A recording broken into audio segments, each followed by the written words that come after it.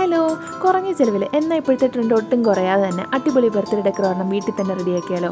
മെനക്കെടാനായിട്ട് കുറച്ചധികം സമയം ചിലവാക്കാനായിട്ട് ഇത്തിരി പൈസ ഉണ്ടെങ്കിൽ ഒരു കിടക്കാച്ചി ഡെക്കറേഷൻ നമുക്ക് വീട്ടിൽ തന്നെ ചെയ്യും. ഇതെൻ്റെ ബെസ്റ്റ് ഫ്രണ്ടിൻ്റെ കുഞ്ഞിൻ്റെ ഫസ്റ്റ് ബർത്ത്ഡേ ആണ്. അപ്പോൾ ഇവൻ മാനേജ്മെൻറ്റിനൊന്നും കൊടുക്കാതെ ഞാൻ തന്നെ ഇത് പരീക്ഷണാർത്ഥം അങ്ങോട്ട് ഏറ്റെടുത്തു. യൂട്യൂബിൽ കണ്ടതും പിന്നെ നമ്മുടെ കയ്യിൽ നിന്ന് എടുത്തിട്ട് ഐഡിയസും കൂടെ എല്ലാം കൂടെ മിക്സാക്കി അവിയൽ പരുവത്തിലൊരു ഐറ്റം കൂടെ ഇറക്കി. അപ്പോൾ വീഡിയോ നമുക്ക് കണ്ടാലോ.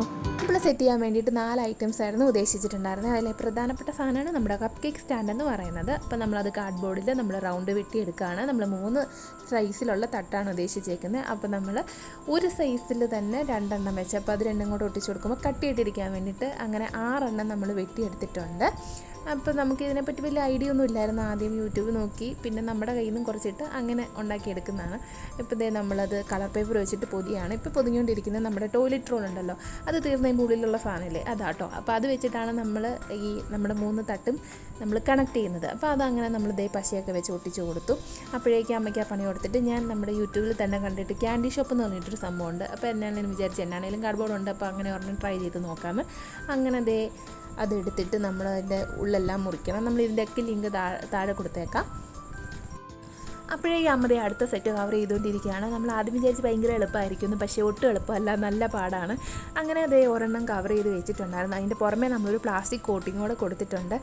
ഒരു നാച്ചുറാലിറ്റി ഫീൽ ചെയ്യാൻ വേണ്ടിയിട്ടാണ്. നമ്മളെല്ലാം ഉടായ്പായതുകൊണ്ടും അതിൻ്റെ അടിയിലോട്ട് ആരും നോക്കുന്നില്ലാത്തതുകൊണ്ടും നമ്മളൊരു പ്ലാസ്റ്റിക് കോട്ടിങ് പോലെ പുറമെ കാണാൻ വേണ്ടി ഭംഗിക്ക് മാത്രം കൊടുത്തു. അപ്പോഴേക്കും ഈ ബോക്സ് നമ്മൾ വീണ്ടും നമ്മുടെ കളർ പേപ്പർ വെച്ചിട്ട് ഒന്നുകൂടെ കവർ ചെയ്ത് സെറ്റാക്കി വെച്ചിട്ടുണ്ട്. ഇച്ചിരി അലങ്കാരത്തിന് വേണ്ടിയിട്ട് കുറച്ച് കളർ പ്രിൻ്റ് എടുത്ത് വെച്ചിട്ടുണ്ട്. ഏകദേശം 40 രൂപയാണ് ഒരു ഷീറ്റിൻ്റെ റേറ്റ്. ഇത് നമ്മുടെ കപ്പ് കേക്കിലൊക്കെ സ്റ്റിക്കിൽ കുത്തിവെക്കുന്ന സാധനമാണ്. റീൽസിൽ കണ്ട പരിചയമുള്ളൂ, എല്ലാം ഒരു പരീക്ഷണം മാത്രമാണ്. പിന്നെ ഇത് നമ്മൾ പിക്സാർട്ടിൽ കുറച്ച് ബട്ടർഫ്ലൈനൊക്കെ എടുത്ത് വെച്ചിട്ടുണ്ട്. എന്തെങ്കിലും എവിടെയെങ്കിലുമൊക്കെ വെക്കാമെന്നുള്ളൊരു പ്രതീക്ഷയിൽ 2 പ്രിൻ്റ് എടുത്താണ്. പിന്നെ എന്തൊക്കെയോ കുറേ സാധനങ്ങളൊക്കെ പ്രിൻ്റ് എടുത്ത് വെച്ചിട്ടുണ്ടായിരുന്നു. ഇത് നമ്മളൊരു ഫോട്ടോ ഫ്രെയിമിന് വേണ്ടിയിട്ട് എടുത്തതാണ്. പക്ഷേ ഉദ്ദേശിച്ച പോലെ ഫുൾ പിങ്ക് കളർ വരാത്തത് കൊണ്ട് അതങ്ങോട്ട് അത്രയ്ക്ക് സെറ്റായില്ല. അപ്പോഴേക്കും അമ്മ നമ്മുടെ അടുത്ത കണക്ട് ചെയ്യാനുള്ള ആ സംഭവം പശയൊക്കെ വെച്ചിട്ട് എല്ലാം വെച്ചിട്ടാണ് നമ്മൾ ടൂത്ത് പിക്കൊക്കെ വെച്ചിട്ടാണ് ആ സംഭവം ഫിക്സ് ചെയ്തിരിക്കുന്നത്. പിന്നെ ഒരുപാട് ഇളക്കുന്നൊന്നും ഇല്ലാത്തത് കൊണ്ടും ഒരിടത്ത് വെച്ചാൽ അവിടെ ഇരിക്കും എന്നുള്ളത് കൊണ്ടും നമ്മൾ എല്ലാം ഉടായ്പ് കാണിച്ച് അഡ്ജസ്റ്റ് ചെയ്ത് വെക്കുകയാണ്.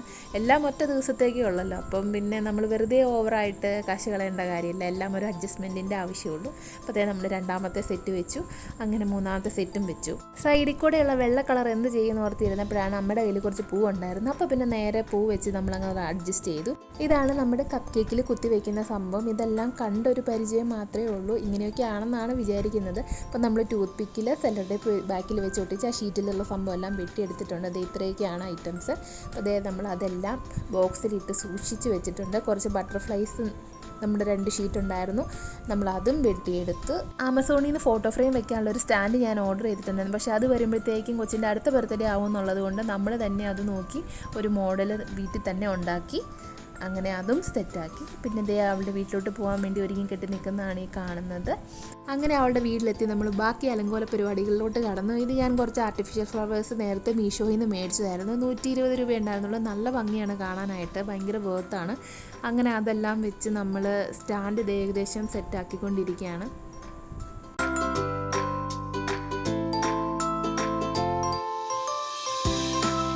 എന്തിനോ വേണ്ടി തിളയ്ക്കുന്ന സാമ്പാർ എന്ന് പറയുന്ന പോലെ നമ്മൾ കുറച്ച് ഒയാസിസ് ഒക്കെ ഇതുപോലെ ഒരു കുഞ്ഞു ബോക്സിൻ്റെ അകത്താക്കി വെച്ചിട്ടുണ്ട്.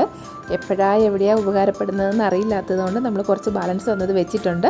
ഇപ്പോൾ ഇത് നമ്മൾ വെക്കാൻ വേണ്ടിയിട്ടുള്ള നമ്മുടെ ഒന്നിന് വേണ്ടിയിട്ടുള്ള ഡെക്കറേഷൻസാണ് ഇപ്പോൾ ചെയ്തുകൊണ്ടിരിക്കുന്നത്. നമ്മൾ ഒരു ബോക്സിൻ്റെ അകത്ത് ഒയാസിസ് വെച്ചു. കുറച്ച് ആർട്ടിഫിഷ്യൽ ഫ്ലവേഴ്സ് ഉണ്ടായിരുന്നു, നമ്മുടെ ബാലൻസ് ഉണ്ടായിരുന്നു. അപ്പോൾ അത് നമ്മൾ ഡബിൾ ടൈപ്പൊക്കെ വെച്ച് എല്ലാം അഡ്ജസ്റ്റ്മെൻറ്റാണ് ഒട്ടിച്ച് വെച്ചിട്ടുണ്ട്. ഇത് നമ്മുടെ ഫോട്ടോ സ്റ്റാൻഡാണ്, നമ്മൾ ഉണ്ടാക്കിയതാണ്. അടിപൊളിയായിട്ടുണ്ടല്ലോ. അപ്പോൾ ഇത് നമ്മൾ അതിൻ്റെ അകത്തേക്ക് സെറ്റ് ചെയ്ത് വെക്കുകയാണ്.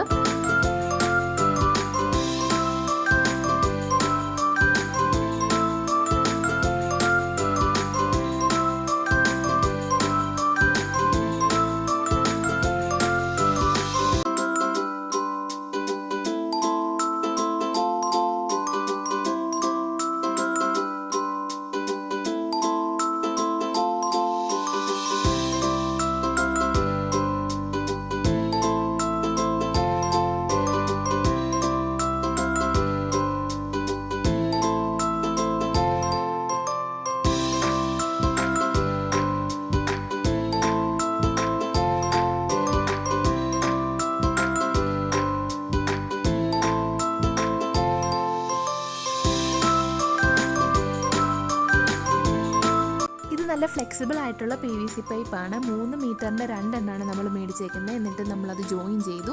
അതിനുശേഷം നമ്മളത് അടിയിൽ കമ്പ് നാട്ടിയിട്ട് നല്ലോണം ഉറപ്പിച്ചു. പണിയൊക്കെ തീർന്നു. ഇത്തിരി അലങ്കോലപ്പണി മാത്രം ബാക്കിയുണ്ട്. അലങ്കോലപ്പണിയോ? അലങ്കാരപ്പണി എന്നാണ് അവൻ ഉദ്ദേശിച്ചത്. അവന്റെ വിദ്യാഭ്യാസ കുറവുണ്ടാവും അങ്ങനെ പറഞ്ഞു. അതുകൊണ്ടല്ല, ഞാൻ കൊളോക്കിലായിട്ട് പറഞ്ഞതാ.